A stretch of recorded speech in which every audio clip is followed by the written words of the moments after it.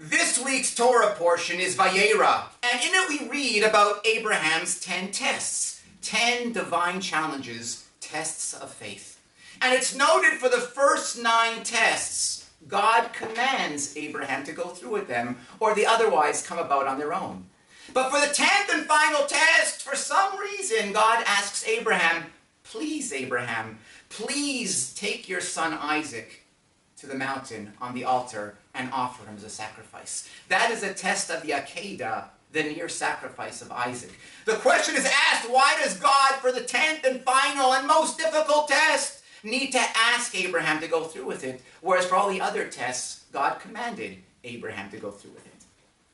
And it's explained that there's a difference between the first 9 tests and the 10th and final test. For the first 9 tests, they were very public affairs. Everyone saw Abraham get thrown into the fiery furnace. Everyone knew, the neighbors knew that Ishmael was a bad kid.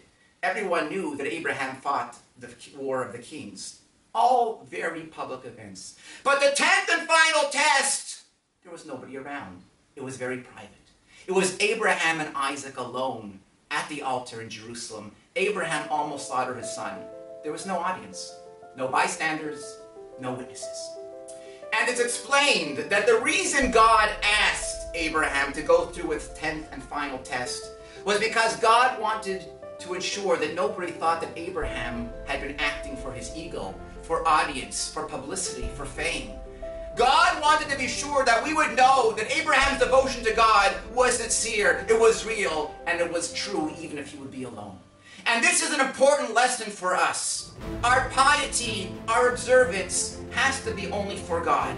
It doesn't matter what the neighbors see. It doesn't matter what the neighbors think. We worship and serve God for God's sake. It doesn't matter what the neighbors think of you. It matters what God thinks of you.